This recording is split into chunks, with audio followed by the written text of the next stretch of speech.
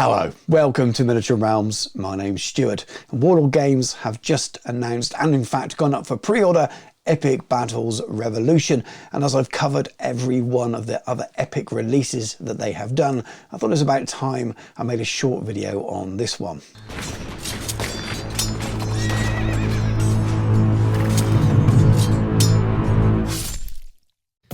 Miniature Realms is proudly sponsored by Counter-Attack Bases. They stock a wide range of counters, gaming aids and movement trays for multiple game systems and offer custom items to suit your club or even your podcast or YouTube channel. Check out the link in the video description. Those of you who are long-term viewers of the channel, subscribers maybe, will know that I covered the American Civil War range and the Napoleonic range, the Waterloo range in great detail, lots of vlogs and painting tutorials as well.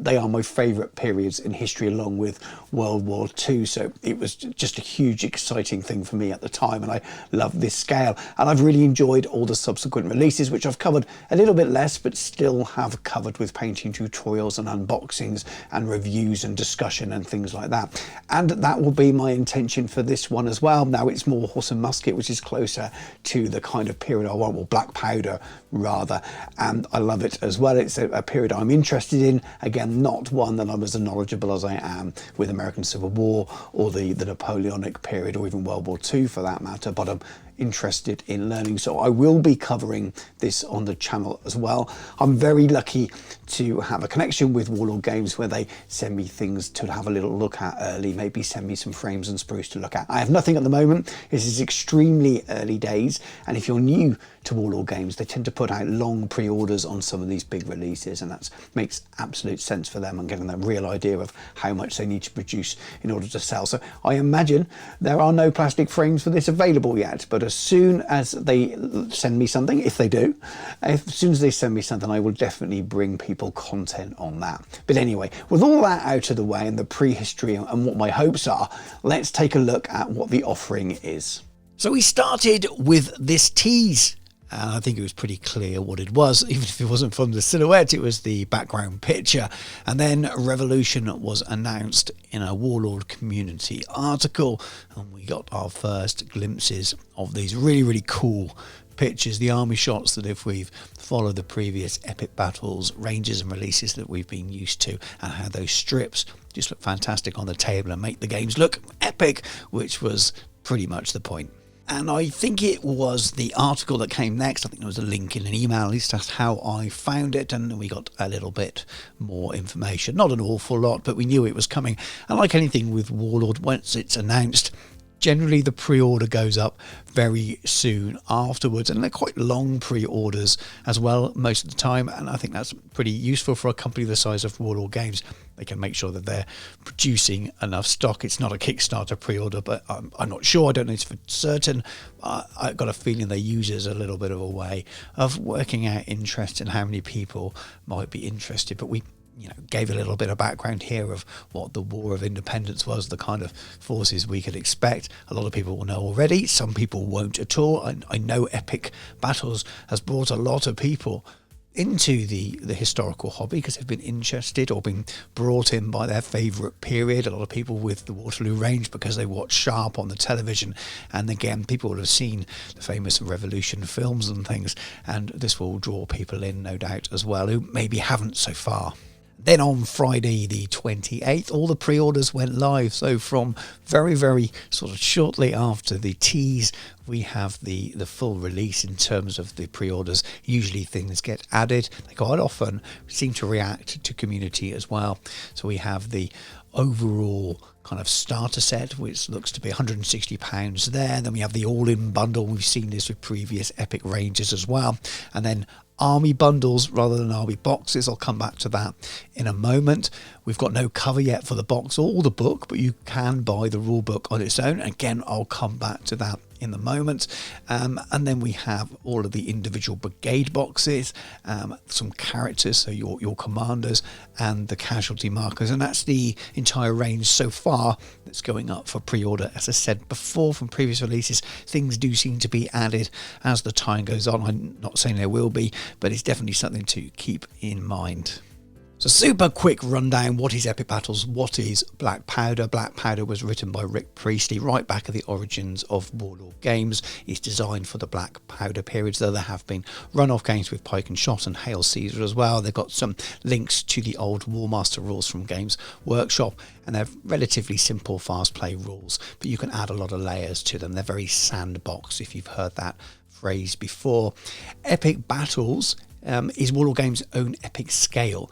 It started at 13.5 mils to the eye, but they're closer now to sort of old school 15mm, those smaller, not the new style where they're almost heroic 15s becoming 18 mil.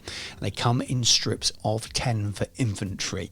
There are obviously other things as well. You've got skirmishes, you've got your artillery, you've got your cavalry, which are all individual, and then you put them on bases. But the strips is the kind of the real identifying factor that makes them the Epic Battles trademark for Warlord Games. The strips of 10 look really cool. You usually have them in 2 ranks. There are some changes with the Romans in Epic Hail Caesar, but we'll stay away from that now. Generally 2 ranks on a strip. The strips are 60mm by 20mm, which does mean that the frontages of some units, if you've got 4 bases in a unit, can be quite wide, almost the same size as 28mm. That's probably one of the main criticisms of it, but it's got so many other benefits as well, and people often cut the strips up and make them smaller and rebase the way most historical gamers do. And lots of people use them for different game systems and things as well. But what they are is beautifully 3D designed, very highly detailed miniatures that look great on the table. The visuals are one of the main things, and they're also very good value per figure compared to building an army out of lead, that kind of thing. So they tend to be a really good way of getting big armies on the tabletop as well. So lots of people love them, including myself, and I think for games like this they look fantastic on the table. Now with battles like those fought during this period, they're big games, but they're not quite as big as the Napoleonics, so maybe you need a few less on the table, so some of that strip size and things might not matter quite as much. And again, people have got very strong opinions either way on these. It doesn't matter, we all game our own way, and if you want to buy them, you'll buy them and enjoy them. If you want to buy them and adapt them so that you can enjoy them more, you'll do that. If you don't like them, you just won't buy them. That's just the way it is. So let's go back to the pre-order page and actually have a look at what you get. And we'll start with what I'll call the main set, the £160, basically a 2-player starter set with loads and loads of miniatures in there. And again, if you're new to this period, you might think, wow, that's GW prices, but you do get an awful lot of plastic in these things, and when you really break it down, and you forget that initial shock of the price, when you break it down and you compare it with number of individual figures versus that if you bought them in the same scale from another manufacturer, actually it does work out quite good value. I know there will be people who dislike this video because I've said things like that, and that's just the way, the nature of different opinions in the world, but that's a fact. If you prefer metal miniatures individual and you prefer having less miniatures to represent your units, so you don't want units of 80 miniatures representing a unit, then absolutely you can play these games with the same amount of regiments for less using a different manufacturer. But this is the reality of the plastic strips, and the amount you get in there, it is a lot, so it's just down to choice really. So with that little bit said out the way, you get the A5 rulebook. So Black Powder is a sandbox rulebook, which I've already mentioned in my little blurb there. And what they tend to do with these is they reskin them, so you'll get the core Black Powder rules, which are the same regarding which period you choose, but they will change all the pictures out to match this period, maybe add some extra flavour in there, some scenarios and things like that. They did it with Napoleonic range with Waterloo, and they've done it with Pike and Shot. I know it's not technically Black Powder, but it's a similar kind of rules and so on. They didn't do that when they released the American Civil War first time around, but this is evolved and developed. But you get that rule book, you get assembly and painting leaflets, little guides in there, you get your MDF terrain, which is a watchtower. They're usually produced by Sarissa Precision. It doesn't list that here, but I'm assuming that's still the case. You can see the full list, and I'm not going to read that out. You can go to the website and see that yourself, but it's broken into those regiments and organisations that you can see in those pictures. So I'll give you the example. The 6th British Standard Line Infantry Regiment is 480 soldiers. If we actually look at the pictures, you can see what a regiment is. It's those 4 strips. But you can have as a standard, there might be a small regiment would have one less strip on there, one less stand rather, one less base, and so on and so on. But you can see how they're laid out in the pictures, and that's what they're referring to. So it's a huge thing. It is very much 2 armies per side. And if we go back to the main page, we can go and look at the individual brigades, which is what they're made up of. And these are £31 each. And I'll show you what you get in those. It's a little bit easier to see. Usually these brigade boxes are made up of 3 sprues or frames, depending on the terminology you prefer to use, and that's enough to make what you see on screen in the picture there. And then in those larger boxes are just essentially multiples of this, and I will read out what this shows off, and then we'll go back and look at the pictures again. So you've got 2 mounted British commanders, 1 British standard line infantry regiment, 80 soldiers, 1 British small line infantry regiment, 60 soldiers, 1 British small militia regiment, 60 soldiers, 1 British tiny light company regiment, 10 soldiers, 1 British artillery piece, 1 cannon, plus plastic bases which come on a separate strip, full colour British and continental flag, assembly and painting guide. So I'm noticing it's saying 2 British commanders, so maybe this isn't the standard 3 identical frames. There's no pictures of the frames in this at the moment. Maybe the makeup of these boxes are slightly different to the previous releases, so that will be really interesting to see. So maybe it's 2 frames of a certain type and a third of another, which would fit well with the way they've described it. But essentially you get what you can see in the picture there for £31, and if you compare that with larger scales, then obviously that's quite a lot. If you compare that with other manufacturers as well, that's quite a lot. So it's worth going a little bit of research out there if you're familiar with these scales or thought about doing it before, but you can see what value it is there. I'm not saying it's cheap. Wargaming never is. It's our hobby. We definitely do luxury funds that are non-essential, but they are quite good value compared to some of the metal options out there. So there are other options as well. There's an all-in bundle, which is always just everything you can see. There's a little reduction there of £12.50 by getting it all together. And then there's 2 army bundles, which are £97, and obviously they are continental or loyalist army as well, depending on which side you're plumbing for. And if you're looking to collect an army just by yourself and don't want a 2-player set, that might be the way to go. They essentially have, I've already read this, and they essentially have 2 of the brigade packs in there, the rule book, the A5 rule book with the cover to be revealed, and the set of casualty markers. And these are resin markers. They're quite nice, but a lot of people use other things, just use dice and things like that, or paper options. So if you're looking to save money and you wanted the army bundle, if I was looking for one side, I'd potentially not pick up one of those, because you take your £19.50 off that price. Even with the saving, it's cheaper to buy the boxes and the rule book individually, but it really depends on what you want. It does mean you do save a little bit of money, a whole £6.50 there. But if you don't want those casualty markers, then that might be the way to go.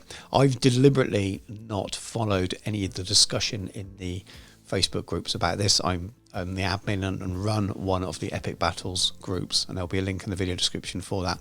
And I've deliberately not read any of the comments on this, because I wanted to record this video and just give my kind of honest thoughts and not be kind of dragged along one of the arguments either way, because there'd always be people complaining about price, other people saying it's great value, etc. I'm just trying to give my honest thoughts on it. I think if you compare with the previous releases, these army bundles are a little bit smaller than the army set, the army starter box that you got for the Waterloo period, but they are a little bit cheaper as well. They tend to sort of add up to maybe 3 of the brigade boxes and some extras.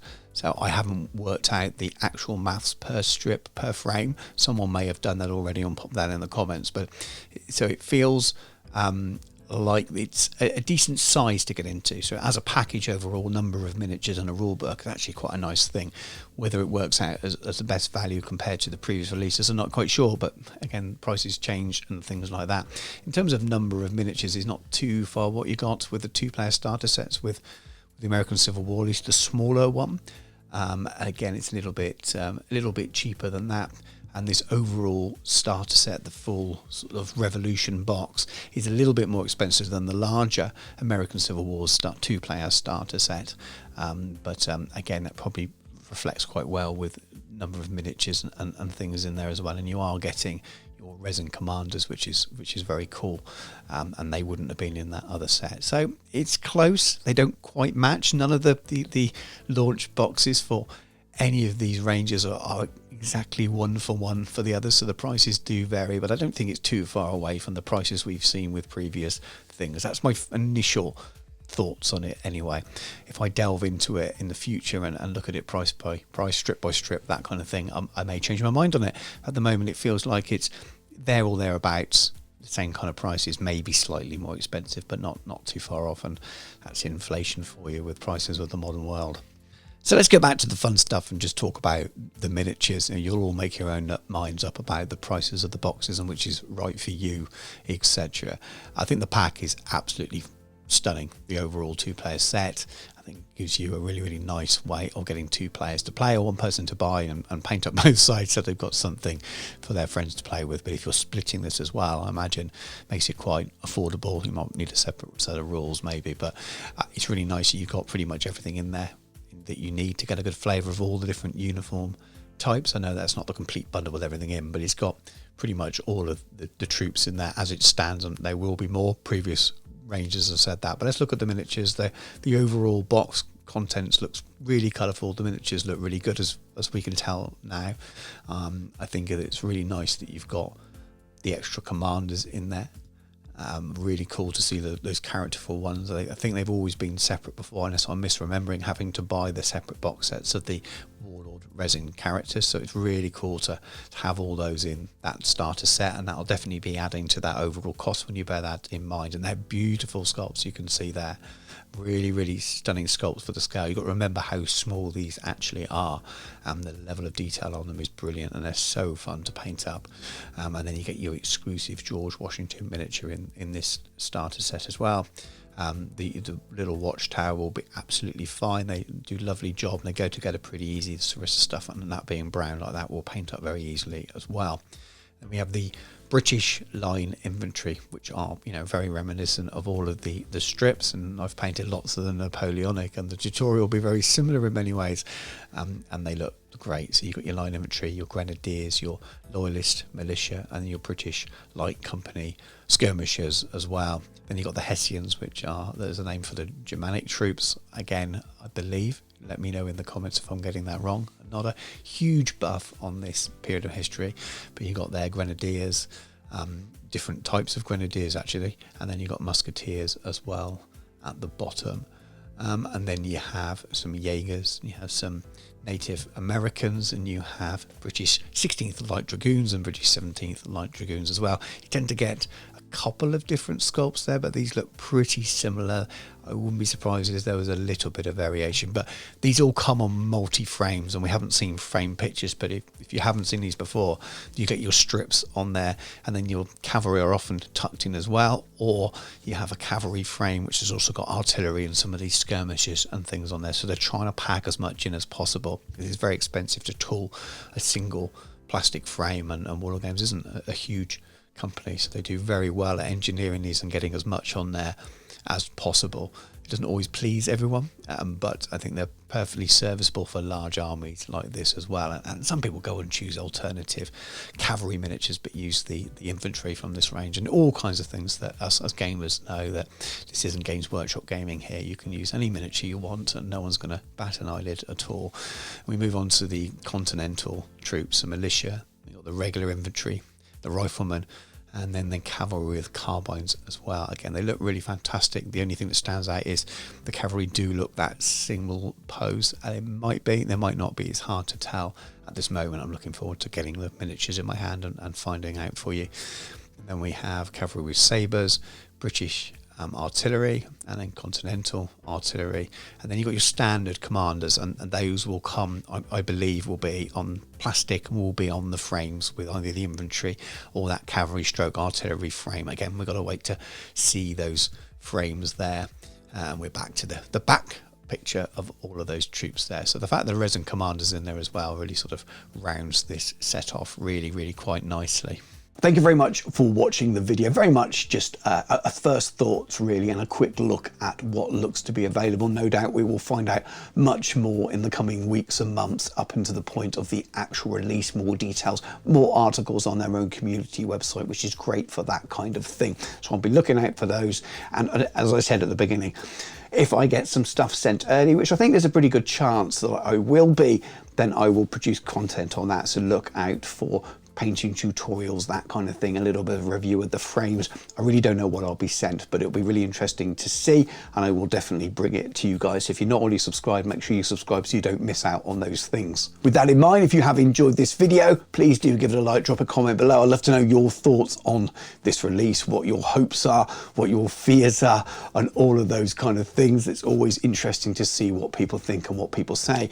Give the video a like, as I said, subscribe to the channel if you haven't already done so. It really helps the channel out. If you'd like to support me even further, you can pre-order via the affiliate link that is in the video description below. I don't actually get any money for that. It just tells Warlord Games that you've come via the channel. I do have a Patreon, which is an excellent way of supporting the channel. It really helps me out, so check out that link as well. And there's a few other links in the video description. Just before I go, I just wanted to comment on the sad news of Paul Sawyer's passing in the last few days after a long battle with brain cancer. For anyone who doesn't know who Paul Sawyer is, had a long career in the wargaming industry, very famous for his Games Workshop days, of course, in the main studio, and as the editor of White Dwarf, which is where many people remember him from, a very characterful period of White Dwarf at his helm. Paul went on to founder and start Warlord Games with John Stallard, and he was very much at the top of the business, leading the products and the studio, and games that we talked about today will no doubt have a large part of his work in the business, and I'm sure he'd have been involved in the development of Revolution at its earlier stages as well. So it's incredibly sad that everyone at Warlord Games. I didn't know Paul very well personally myself. I only met him on a handful of occasions. The first time I met him properly was when he very kindly, along with John Stallard, invited me up to Warlord Games HQ on the back of the videos I've been making for Epic American Civil War and the Waterloo Ranges. They were just so kind, invited me up for a tour and a long chat really around what I was doing, and to thank me for making positive videos and showing my passion for their products. And it was really nice, nothing I would have expected at all. It just shows how much they care about the community out there, and really wanted to support me, and showed that they appreciated what I was doing. And it was really nice for them to give at that time, just really generous of them. Paul gave me my full tour of the business, the studio, all around the workshop areas and the warehouse, and basically showed me all the different areas, the casting and things. And I know you can pay for those tours now, but it was very special to have that tour with just me and Paul, having read at White Dwarf. So it was a bit of a bucket list moment for me to see behind the scenes of a company, but also be someone that I looked up to as a younger man reading White Dwarf, and as the editor. And finally, it was a bit strange walking around with him, just chatting toy soldiers really, and it was very special, and it will definitely stick in my memory for the rest of my life, I'm sure. So I just wanted to pay my respects in a video that's about a product that he had no doubt had such a big part in. So my condolences go to all of his friends and family and colleagues, but definitely to his family. It must be an incredibly difficult period for them over the last year or so, and even more so now.